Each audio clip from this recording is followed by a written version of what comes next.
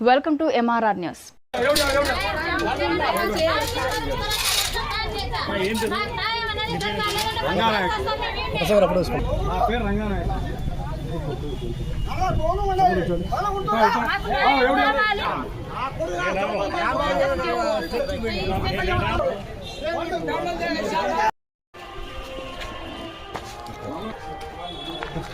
భయ ఇంతకు ముందు ఒకసారి దాడి తిరిగి పడదు కదా.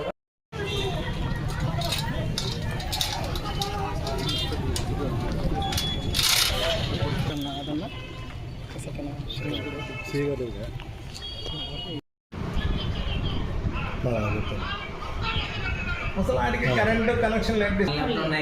ఇక్కడ నేనేది ఏరియా లేదు, నేను అక్కడ 2.5 hours మేము అక్కడే కూర్చొని స్టాఫ్ మొత్తం. తర్వాత డిఎఫ్ఓ గారికి ఇన్ఫామ్ చేసి లోకల్ పోలీస్ సాయంతో 2.5 hours తర్వాత ఆ ప్లేస్ నుండి బయటికి రాగలిగాం.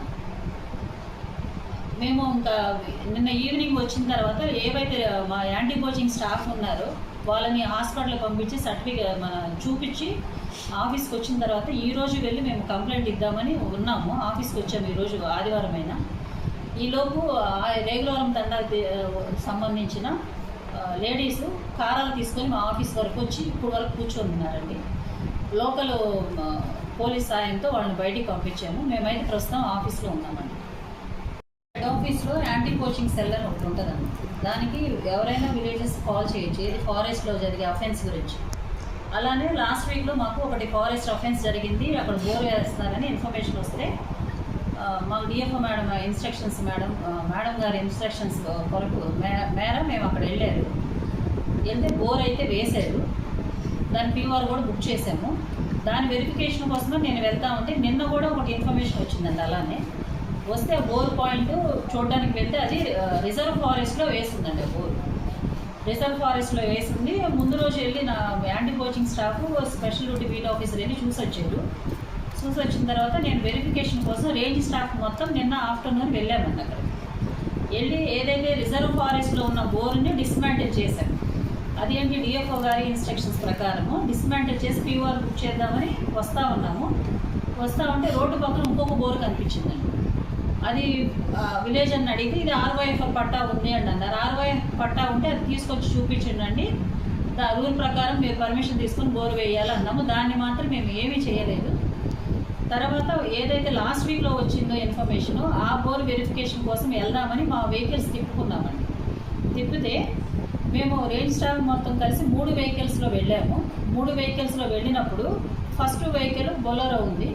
ఆ వెహికల్ గాలి తీశారండి. అక్కడ విలేజర్స్ ఒక 4-5 వచ్చారు, గాలి తీశారు.